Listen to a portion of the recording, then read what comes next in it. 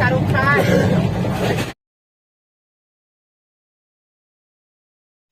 Hi hello' নমস্কাৰ গাইছ, মানে মোৰ অহম ভাই ৰাইজ, মই গুলজাৰ চাই আছে আপোনালোকে গুলজাৰ ফ্ৰম আছাম ব্লগ।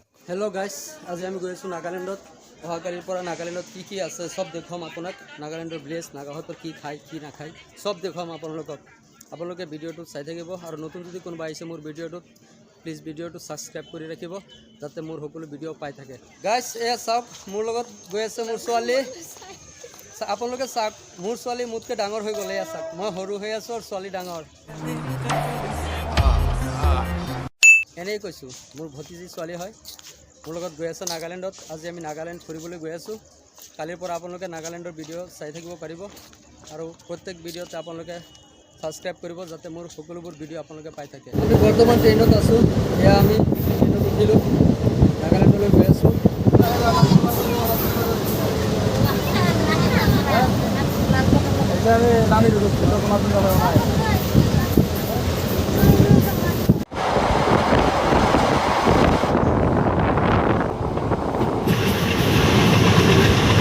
এফালে চাওক, এটা শিশু বাচ্চা ছোৱালীয়ে একমুঠি ভাতৰ অভাৱত ট্ৰেইনত আহি এক্সাৰচাইজ কৰি আছে, যাতে সি 2 টকা ইনকাম কৰিব পাৰে, এই 2 টকাৰে সি ভাত খাব পাৰে, আৰু এইবিলাক সৰু সৰু ল'ৰা ছোৱালীবিলাকক দি সহায় কৰিব। আমি লংকা ষ্টেচন আহি পালোঁ।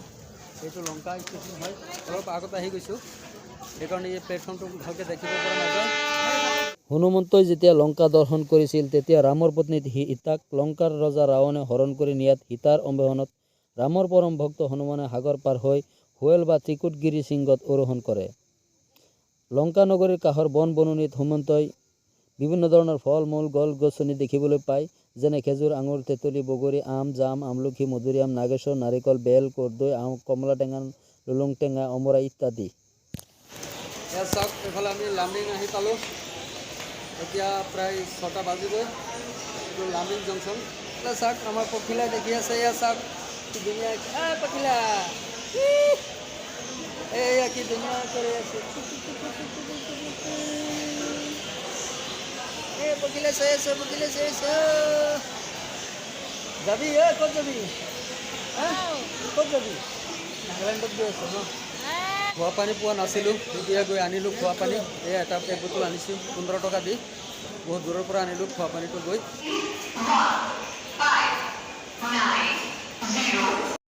ভাৰত আৰু বাংলাদেশ বিভাজনৰ আগতে এই চট্টগ্ৰামৰ পৰা অসমলৈ ট্ৰেইন লাইন সংযুক্ত আছিল। 1891 চনত অসম আৰু বেংগল ৰেলৱে ৰেলপথ নিৰ্মাণ কৰে, আৰু 1895 চনত চট্টগ্ৰাম আৰু কুমিল্লাৰ মাজেৰে 150 কিলোমিটাৰ দীৰ্ঘ 93 মাইল ট্ৰাক ৰেলপথ খোলা হৈছিল। আৰু 1896 পৰা 1898 চনত কুমিল্লা, আখাউৰা, কালাউৰা, বদৰপুৰ বিভাগ খোলা হৈছিল। তাৰ পাছত 1903 চনত লামডিং পৰ্যন্ত বিস্তৃত হৈছিল, আৰু 1900 চনত অসম বেংগল ৰেলৱে লামডিং গুৱাহাটী লাইন চালু হৈছিল।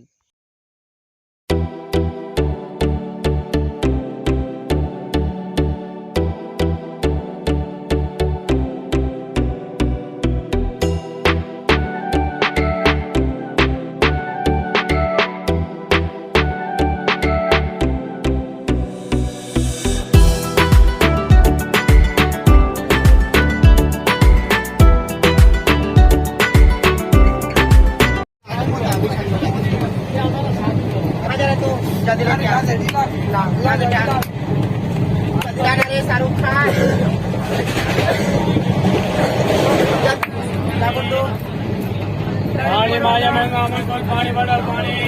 अच्छा कमा चल माता रानी और नाजे अरे वो नकली मोबाइल है तो पूरा नंबर दे ना नंबर क्यों कौन क्यों नंबर दे ना अरे बहुत सिंगल चला था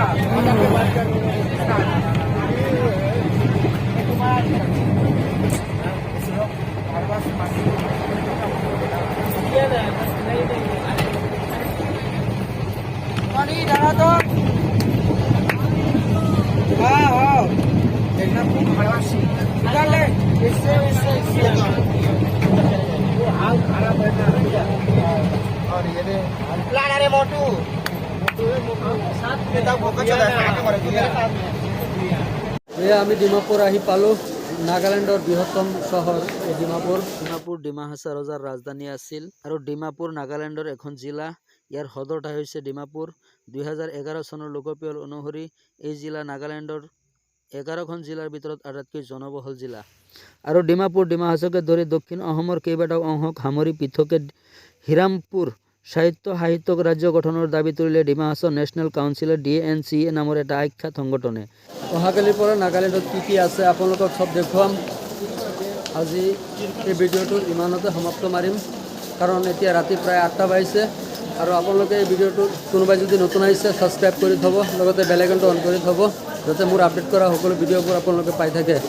মই আজি ডিমাপুৰ আহি পাইছোঁ, নাগালেণ্ডৰ এটা বৃহত্তম চহৰ ডিমাপুৰ। আৰু 2011 চনৰ লোকপিয়ল অনুসৰি এই ডিমাপুৰ 11খন জিলাৰ ভিতৰত বৃহত্তম জিলা। আৰু ডিমাপুৰত কালি কি আছে নাগালেণ্ডৰ সকলো আপোনালোকক দেখুৱাম। আপোনালোকে ভিডিঅ'টোত যদি কোনোবাই নতুন আহিছে ছাবস্ক্ৰাইব কৰি থ'ব, লগতে বেল আইকনটো অন কৰি থ'ব, যাতে মোৰ সকলো আপডেট কৰা ভিডিঅ'বোৰ পাই থাকে। এই ভিডিঅ'টো যদি ভাল লাগে লাইক শ্বেয়াৰ এণ্ড ছাবস্ক্ৰাইব কৰিব, লগতে বেল আইকনটো অন কৰি দিব। মোৰ ভিডিঅ'টো ইমানতে সমাপ্ত মাৰিলোঁ। জয় অসম।